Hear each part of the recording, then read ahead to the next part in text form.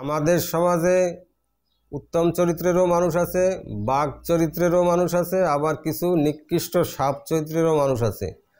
তো একটি নিকৃষ্ট সাপ চরিত্রের মানুষের কুদৃষ্টির কারণে, কুচিন্তার কারণে কিভাবে একজন উত্তম মানুষের করুণ পরিণতি হয় সেটা আমরা আপনাদের জানাবো। তো এক ব্যক্তি ছিলেন, একটা ছেলে, সে লেখাপড়ায় ভালো, আচার আচরণ ভালো, ওই এলাকায় তার খুব নাম ডাক ছিল আচার আচরণ লেখাপড়ার জন্য, ভালো ছেলের জন্য। উনি বিতর্কে অংশগ্রহণ করে পুরস্কার নিত, উনি স্পোর্টসম্যানও ছিলেন। তো এই ব্যক্তির নাম ডাক ওই এলাকায় সবার মুখে মুখে, কিন্তু এই ব্যক্তি ক্রমে ক্রমে মানসিক প্রতিবন্ধী হয়ে যায়, এক পর্যায়ে পাগল প্রায়।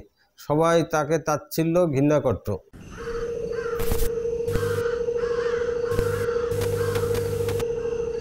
আগে আমার দোকানে এত কাস্টমার ছিল, খাওয়ারও সময় পেতাম না ভাই, আর এখন একটা মাছও পড়ে না। দীর্ঘ পরীক্ষা নিরীক্ষার পর ডাক্তাররা ঘোষণা দেন মিসেস নাসিমাকে মাইস্তেনিয়া গ্রাভিসের যন্ত্রণায় ভুগে জীবনের বাকি অংশ কাটাতে হবে। কিন্তু শরীরে জমে থাকা কালো জাদুর প্রভাব থেকে মুক্ত হবার পর তিনি সুস্থ হয়ে যান। আমরা স্বামী স্ত্রী উভয়ই দাম্পত্য জীবনে খুবই সুখী ছিলাম, কিন্তু বছর খানেক হচ্ছে আমরা একে অপরকে সহ্যই করতে পারছি না, অথচ আমরা নিজেদের মধ্যে কোনো দোষ ত্রুটি খুঁজে পাই না।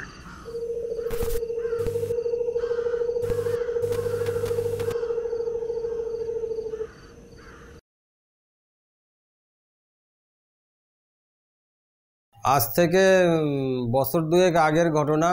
আমার চেম্বারে সন্ধ্যার সময় এক ভদ্রলোক আসছেন, সাথে তা আরও 2-3 জন লোক, একটি যুবক ছেলে যে প্রায় আধা পাগল, তারে ধরে নিয়ে আসছে।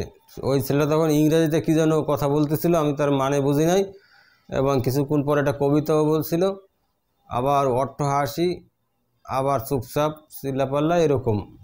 তো আমি কিছুক্ষণ পর তাদের কাছে গেলাম। তো ওই ছেলেটার পিতা, সে আমারে বলল যে ভাই, আমার ছেলে ছাত্র জীবনে খুব মেধাবী ছিল, বিতর্ক প্রতিযোগিতায় সে অ্যাটেন্ড করছে, বহু পুরস্কার পাইছে, স্পোর্টসম্যান ছিল, স্বভাব চরিত্রে উত্তম ছিল, কিন্তু এই ছেলে হঠাৎ করে আস্তে আস্তে আস্তে আস্তে এই অ্যাবনর্মাল হয়ে গেছে। আমরা এর জন্য অনেক ডাক্তার দেখিয়েছি, অনেক রিপোর্ট, তারপরে সিটি স্ক্যান, তারপরে এমআরআই, তো সব রিপোর্ট স্বাভাবিক, কোথাও কোনো সমস্যা দেখা দেয় নাই, কিন্তু ছেলে এই। তো আপনি একটু দয়া করে দেখেন, আমরা আসছি অনেক পার্শ্ববর্তী জেলা থেকে, আপনার কথা শুনেছি। তো আমি তখন ওই ছেলের নাম, মায়ের নাম, বাবার নাম, ঠিকানা, স্থায়ী এবং যে কলেজে পড়াশোনা করে সেখানে ঠিকানা নিলাম। তারপর বললাম যে আপনারা কালকে আসেন। এরপরে আমি রাত্রে দেখলাম ওই ছেলে, বয়স বেশি না, 22-23 বছর বয়স হবে, কিন্তু বয়সের তুলনায় সে এই অনেক বয়স্ক দেখায় তারে, মানে এই অসুস্থতার কারণে। তো ওনারা ওই দিনকেও ফাইল নিয়ে আসলো, টেস্টের যত রিপোর্ট, তাতে দেখলাম যে অনেক অ্যান্টিবায়োটিকের ওভারডোজ মিসইউজ হয়েছে ওই জায়গায় তার শরীরের পরে, তাতে একটা শরীরের বিরূপ প্রতিক্রিয়া হয়েছে। এরপরে ওষুধের উল্টাপাল্টা তো আছেই, অনেক ইঞ্জেকশন নেওয়া হয়েছে তার। তো আমি দেখলাম যে তার বাবাকে বললাম যে আমি যে আপনার ছেলে সম্পর্কে দেখলাম, খুব দুঃখজনক একটা ঘটনা। আপনার ছেলে যখন ছাত্র জীবনের স্পোর্টসম্যান ছিল, তার বিতর্ক প্রতিযোগিতায় পুরস্কার পাইতো, ভালো ছাত্র ছিল, তখন আপনাদেরই বাড়ির পাশে এক লোক ছিল, তার ছেলেও আপনার ছেলের বয়সী একই সাথে পড়াশোনা করতো, কিন্তু ওই ছেলের স্বভাব চরিত্র ভালো ছিল না, আমটাম চুরি করতো, বকাডেকের সাথে মেশতো। তো আপনার ছেলের যে প্রশংসা সর্ব জায়গায় ভাসতো, সেই প্রশংসায় ঈশ্বরনীত হইয়া ওই বকাটের আব্বা আপনার ছেলেরে একটা জাদু করে, সেই জাদুটা হলো বিচ্ছেদ। আপনার ছেলে যত ভালো কথা বলবে, ভালো কাজ করবে, মানুষ তারে পছন্দ করবে না, ঘৃণা করবে।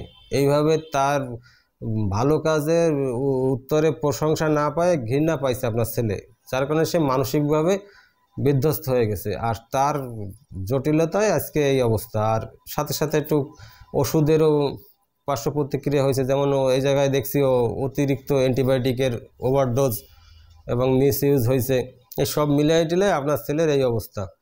তো আপনার ছেলের মূর্তির মতন সেম ছোট মূর্তি করা হয়েছে, মানুষ পুরুষের মূর্তির মতো করে ওই মূর্তিতে আপনার একটা কাপড় পেঁচায়, কাপড়খানায় আছে, শ্মশানে হার আছে। তো এগুলো যদি আমরা কাটিয়ে দেই আল্লাহর নাম নিয়ে, তো আল্লাহর ইচ্ছা আপনার ছেলে স্বাভাবিক হবে। তখন উনি বলেন ঠিক আছে তাহলে চিকিৎসা করেন। তো আমি প্রথমে ওই ছেলের প্রতি যে জাদুগুলো আছে, যেমন ওই মূর্তি, তারপরে এই যে শ্মশানে, কবরে, তারপরে বাড়ির ভিতরে, এগুলো নিষ্ক্রিয় করে দিলাম।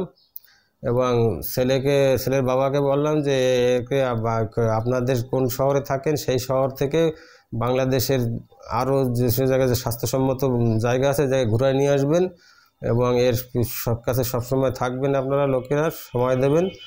আর মানে রিচ ফুড, ফাস্ট ফুড খাওয়াবেন না, হালকা খাবার খাওয়াবেন যেগুলো স্বাস্থ্যসম্মত, আর কায়িক পরিশ্রম করাবেন।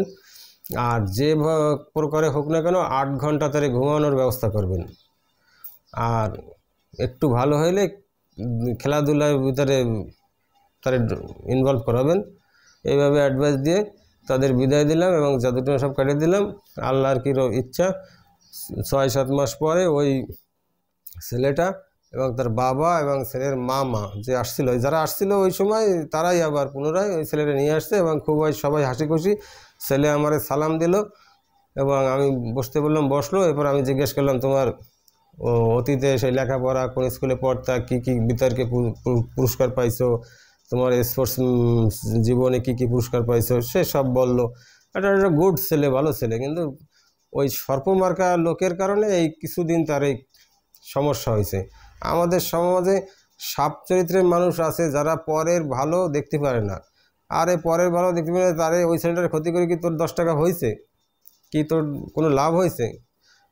সাপের যেরকম ওই একটা প্রাণীর সবল দিয়ে মারি ফেলালে দেখলি আনন্দ লাগে, ওই বেটারও ওই আনন্দ লাগছে, এছাড়া আর কিছু না।